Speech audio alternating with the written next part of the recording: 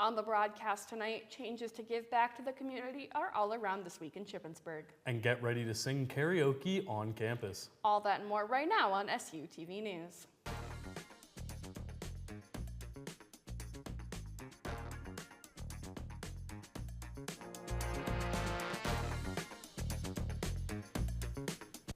Good evening and welcome to this week's broadcast with the latest news. I'm Rylan Walls. And I'm Emily Hall. SUPD, in collaboration with Big Red's Cupboard, is offering an alternative solution to paying off parking tickets. Lily Forsyth has more information on this opportunity. So my name is Lily Forsyth and I'm a graduate assistant and I run Big Red's Cupboard, which is ShipU's official food pantry. So this November we have a collaboration with SUPD where students can pay off one regular parking ticket. So this does not include a handicap accessible parking ticket, but one regular parking ticket can be paid off by $10 worth of donations. And this can come in the form of any unexpired, unopened food products. We do have a really great need for snacks, as well as just anything that's really accessible and on the go for food, and to help support our ShipU students. So all the food donations can go directly to SUPD, which is over in the Reed's Operation Building. If you have any questions about specific needs for the pantry, feel free to reach out. Our email is cupboard@ship.edu. Another great thing I'd like to promote is just feel free to follow our Instagram. We are at Big Red's Cupboard. You can see a lot of great things about our monthly hours as well as how we've been doing number-wise. So feel free to give us a check out. Looking to give back to your community? The Central Pennsylvania Blood Bank is hosting a blood drive in the Cub. This takes place on Monday, November 14th in the Cub Multipurpose Room, starting at 10 a.m. Walk-in appointments are available, but it is strongly recommended that people schedule appointments online ahead of time. To schedule an appointment, visit 717giveblood.org or call 1-800-771-0059. Donors will receive a multitude of gifts, including a buy one, get one free gift certificate to Papa John's, a free pint of ice cream from Scoops on the Square, a blood donor shirt, and an insulated shopping bag. Central Blood Bank will be there until 4 p.m. if you would like to donate. Next week marks an event that you do not want to miss. Get ready to sing catchy tunes and celebrate winter with the Asian American and Pacific Islander organization. The AAPIO is hosting a karaoke night on Tuesday, November 19th at 6 p.m. in McFeely's Cafe. Bring your best voices and sing along. Next Wednesday marks Transgender Day of Remembrance.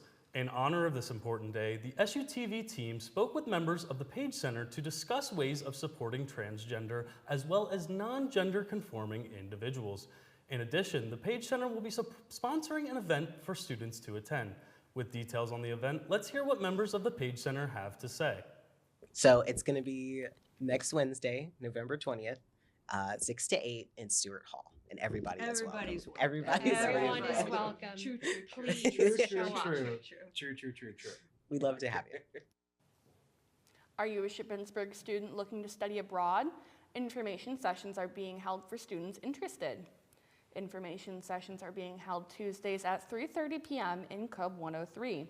These sessions answer common questions about costs, flights, and passports, including other information as well. Shippensburg works through many study abroad agencies. To learn more about these agencies, visit the Study Abroad page on the Shippensburg website. Students can also discuss studying abroad with advisors or contact Mary Burnett at meburnett@ship.edu. The last two sessions for the semester will be held on November 19th and December 3rd. Be sure to attend if you're interested about this amazing opportunity. When we come back, I will provide updates on the wildfires sweeping the country, as well as what happened in a recent ape escape. All that and more when we return. Are you failing a class or don't know what you're doing? You're in luck. Shippensburg Primary Academic Resource Center is free to all SHIP students. The Student Success Center, also known as the Learning Center, is located on the first floor of Mowry Hall. The center provides a variety of services, including course-based tutoring, writing tutoring, and learning specialists. To schedule an in-person or Zoom appointment, visit the Student Success Center Collaborative website, ship.campus.eab.com. I'm Will Nicholson with SUTV. Here at Multicultural Student Affairs, we value every student. No matter your race or ethnicity, you are guaranteed a home here. MSA offers many resources: a place to study, a place to meditate, a place to socialize, or a safe place to communicate issues or talk with a faculty member. Come down to Gilbert Hall today and join our family. Our roots run deep. Why not grow together? This is a public service announcement from MSA. Are you having a hard time focusing on your work? Why not check out the Ezra Lehman Memorial Library? The library has many resources like the IT desk on the main floor. For computer assistants, see the experts. Need to print in black and white or color? Don't worry, the library offers both options on different floors. You can use the bottom floor for group work and the top floor for when you need silence. Don't forget to stop by Starbucks. Check out library.ship.edu for more information. This is a public service announcement from SUTV. It's time to take a trip around the globe with Rylan Walls in this week's World News.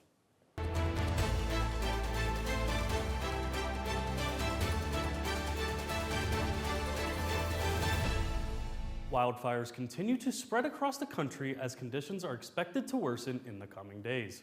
49 of the 50 states are experiencing at least moderate drought conditions, with many red states issuing red flag warnings.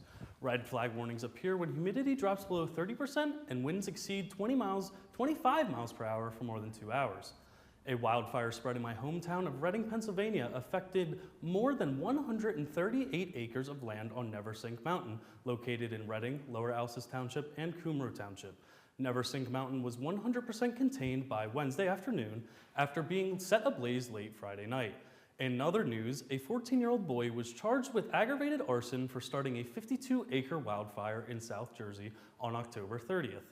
No structures were threatened and no injuries were reported.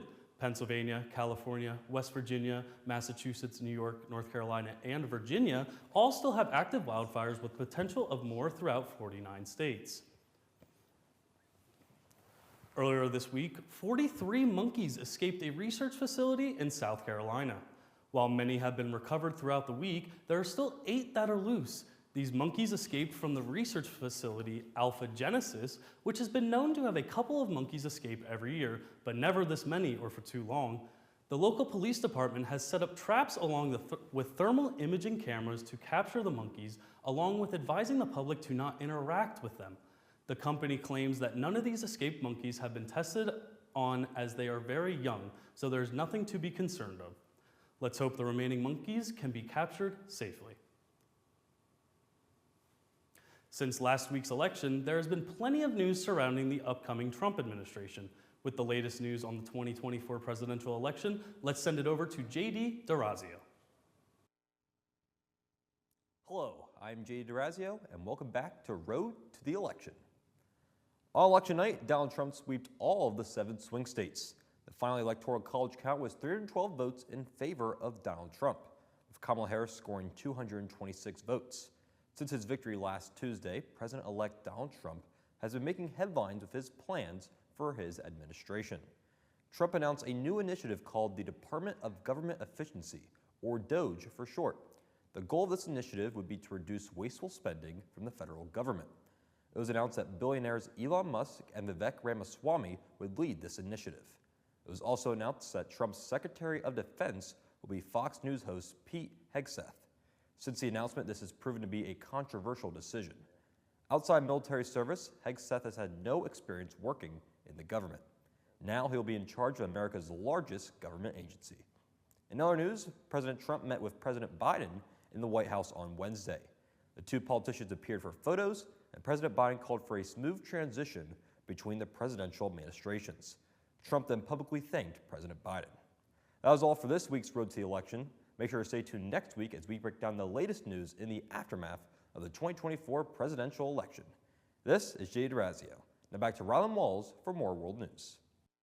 While Cuba residents and officials are trying to recover from power failures and hurricane activity causing damages, a 6.8 magnitude earthquake caused more destruction on the island country of Cuba.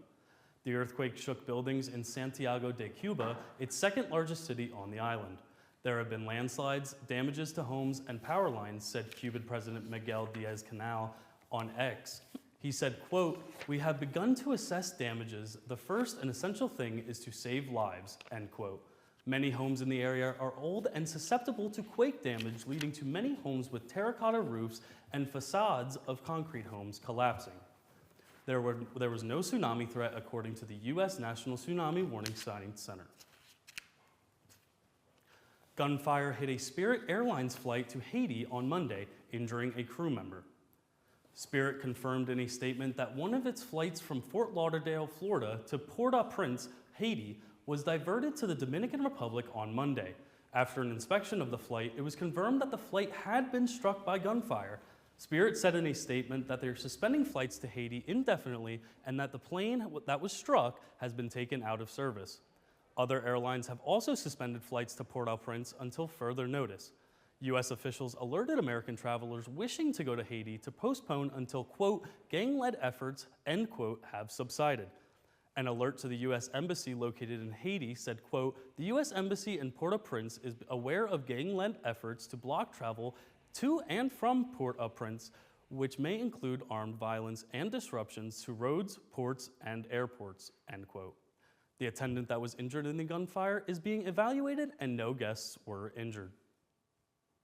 This has been Rylan Walls with news from around the world. Now back to Emily at the desk. When we come back, Haley Galaskis gives some insight into this recent cold surge in this week's weather forecast. We also go to Austin Briner to hear more about the Grammy nominations. Stick around and we'll be right back. A lethal dose is in here. Who gets it, I won't know. Scary that it can be put into anything, and we can't even see it or notice it. There's been another deadly shooting at a local elementary school. According to authorities, the suspect acquired the gun from a family member's home before using it to take the lives of innocent children and teachers. Store your gun securely, locked, unloaded, and away from ammo. You can talk to me if you're feeling sad. Thanks for hearing me out, bro. Whenever you need to talk, I'm here, okay?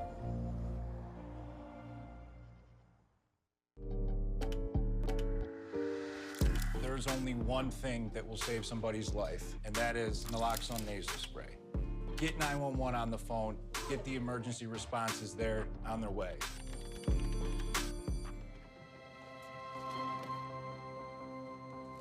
The impact of a meal goes well beyond feeding our bodies.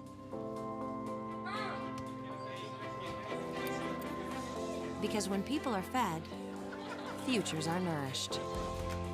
Everyone deserves to live a full life. And with your help, together we can end hunger. Join the movement at feedingamerica.org/actnow. I don't know if you've noticed, Rylan, it has been freezing this week. I am totally over it. I am okay with cold. I'm okay with hot. I wish it would be consistent, though.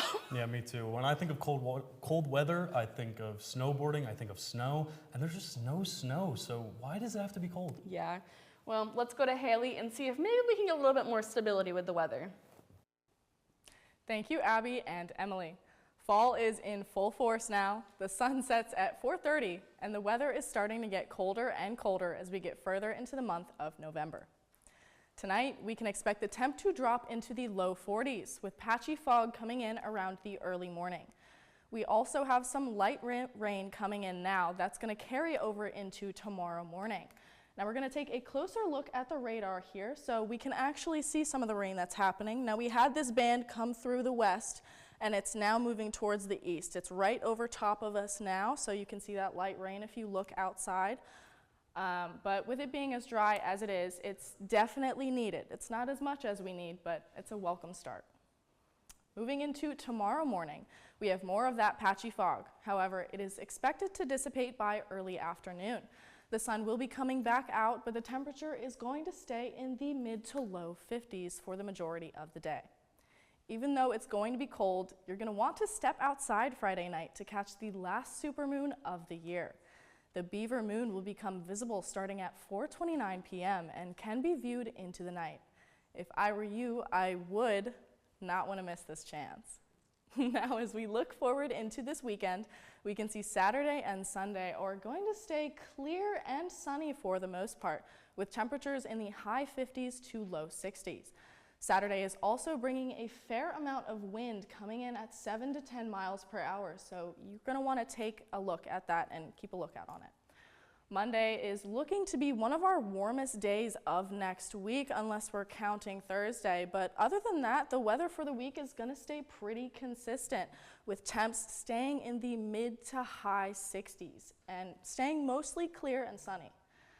I don't know about you guys, but I am ready for the snow. I'm looking forward to it, but as it gets colder and colder outside, I'll just have to continue watching the trees lose the rest of their leaves. That's all the weather I have for you this week. I'm Haley Galaskis.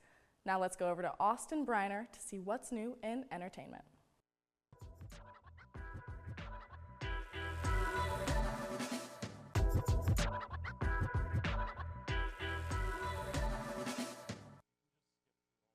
Nominations for the 2025 Grammy Awards has been released. Hitting an all-time record number of Grammy nominations, Beyoncé has been nominated for 11, adding to a total of 99 Grammy nominations during her career. Following her, Kendrick Lamar, Charli XCX, and Billie Eilish with 7 each. Sabrina Carpenter and Chappelle Roan have also been nominated for Best New Artist after both took the world by storm this year. The event will be taking place in Los Angeles on February 2nd, where winners will be revealed. Earlier this week, actress Megan Fox announced that she was pregnant with a positive pregnancy post on Instagram. In the post Monday, she is seen cradling her baby bump while being covered in black liquid, along with an additional picture holding up a positive pregnancy test to the camera. The caption says, quote, "Nothing is ever really lost. Welcome back," end quote. This is expected to be a reference to the miscarriage that the couple had experienced last November. The kid on the way will make Fox a mother of 4, having 3 sons with ex-husband Brian Austin Green, and MGK a father of 2, currently with 1 daughter from a previous relationship. The gender of the child, along with expected due dates, have not been announced yet. Exciting news for Marvel fans. Marvel Studios has released a new trailer for the new Captain America movie, Captain America: Brave New World. The trailer came out this past Saturday and has received millions of views already. The film will be a sequel to the 2021 TV show Falcon and the Winter Soldier, as well to connect to other past Marvel movies. Anthony Mackie returns to play Captain America. The film will also star Harrison Ford as President Ross and as the newly introduced Red Hulk. This comes out just a month after the release of the Thunderbolts trailer, another Marvel project coming in 2025. Brave New World is set to come out in February, while the Thunderbolts will be coming out in May. 2025 will be a good year for Marvel fans, hoping to see more movies in theaters. After a 4-month delay, Jake Paul and Mike Tyson are finally set to face off this Friday night at AT&T Stadium in Arlington, Texas. The fight was originally postponed after Tyson, now 58, needed time to recover from a stomach ulcer. The event will be shown live on Netflix, with coverage beginning at 8 p.m. EST. The main fight is expected to start closer to midnight. Unlike typical pay-per-view events, Netflix subscribers can watch the showdown as part of their subscription. Paul is the current favorite to win, but Tyson, a former heavyweight champion with 50 wins and 6 losses, still has a strong chance, especially by knockout. The fight will go for 8 rounds, with each round lasting 2 minutes. Both fighters will wear 14-ounce gloves, which soften the impact of punches. Tyson's last professional fight was nearly 20 years ago, back in 2005. Paul, now 27, has a record of 10 wins and 1 loss, with 7 of his wins by knockout. With a 31-year age gap between the two, this clash of different generations promises to be one unforgettable night. My Chemical Romance is set to take the stage for a reunion tour in 2025. The band announced on Tuesday that they will be performing their 2006 hit album, Welcome to the Black Parade, in a 10-stop stadium tour. The tour was originally supposed to happen in 2020, but had many setbacks due to COVID-19. They will have stops in New Jersey and Philly, among others. The tour is set to start in July and run until September of next year, and will feature a new opening act each night. Bassist Mikey Way says, quote, "To say this has been a dream of mine is quite an understatement," end quote. Tickets will go on sale tomorrow morning at 10 a.m. local time. For all other information, visit mychemicalromance.com. This has been Austin Briner with your entertainment this week. Now back to Emily and Rylan at the desk. When we come back, Jack Weaver gives us some insight into the PSAC Field Hockey Championship that swept our team to the top. And women's volleyball's last big game at home this season. Don't go anywhere.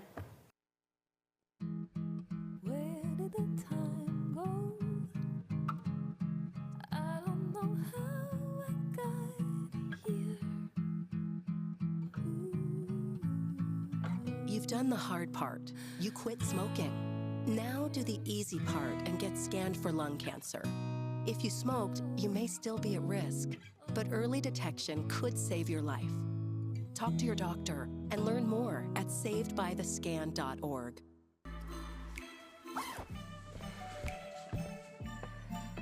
Yo, camping buddy.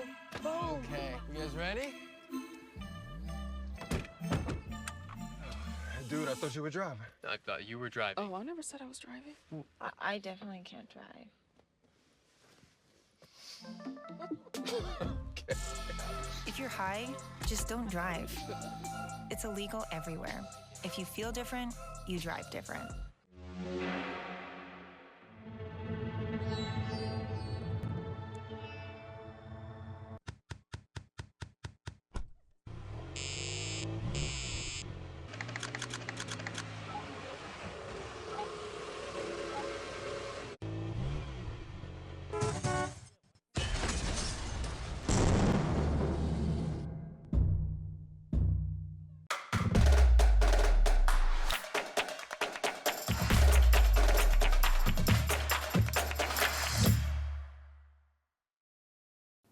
Field hockey won back-to-back games last weekend to win the PSAC championship. The semifinal was against Bloomsburg, and the team fell behind early in the third quarter.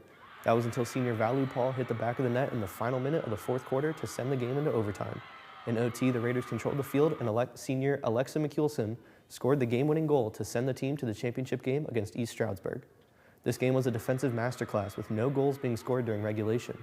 This includes 5 saves from redshirt junior Emma Albee during the game.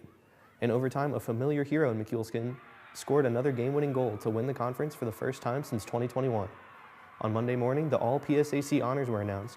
Emma Albee was named the Defensive Athlete of the Year, and head coach Tara Zollinger was named the Coach of the Year. Senior Ashley Button, junior Auguste Garibaldi, senior Nia Gilchrist, and Albee were all named to the all-PSAC first team.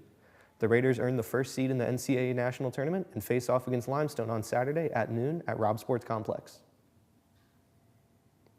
Ship Volleyball swept Lock Haven off their feet at their last home game of the season. The senior night game ended in just 3 sets. The team honored seniors Emily Gardner, Kat Negron, Erica Lampus, and Maddie Claybaugh. The Bald Eagles scored only 17, 18, and 13 points in each set respectively. Senior Emily Gardner led the game with 14 kills, contributing to the team's 41 kills in all. Junior Kirsten Davis was also on a roll, providing 31 assists during the game. The team's next game will be on the road at Millersville University tomorrow night. Both men's and women's cross country ran in the 2024 NCAA Atlantic Regionals this past weekend. The women's team came in 5th place after a tight race. Senior Victoria Mattioli, freshman Ella Hartel, and graduate Kelsey Hull consecutively took 18th, 19th, and 20th place. Unfortunately, the women's team will not be moving on to the national championships.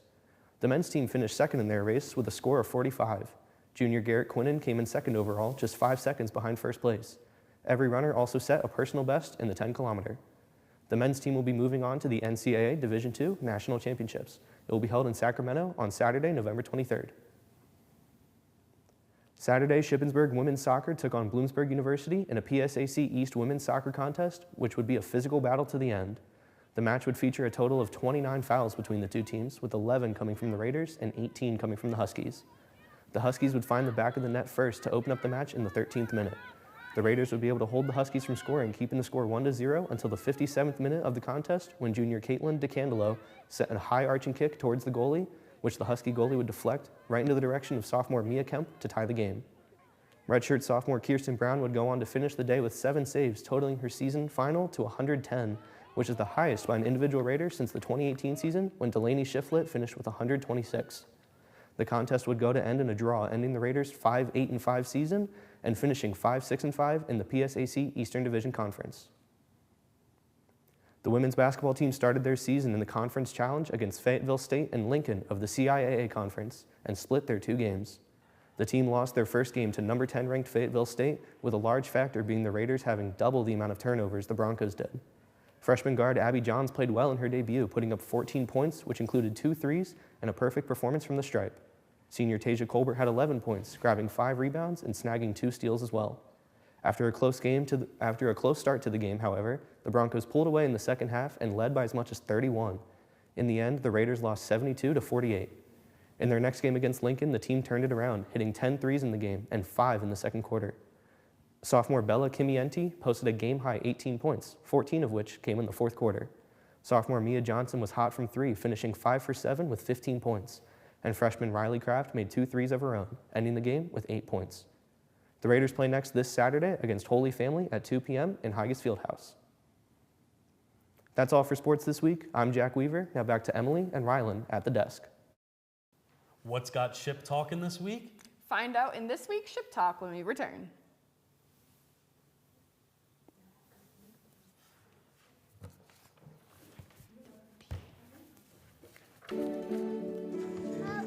Our back and My forth, phone was up here. Shit. Oh, it's almost like it always came back. You probably don't remember what you told me, but I heard every word. She can go, yeah, weather's gonna be warm this week, the rain's gonna blow out tonight, blah, blah, blah, so enjoy the week.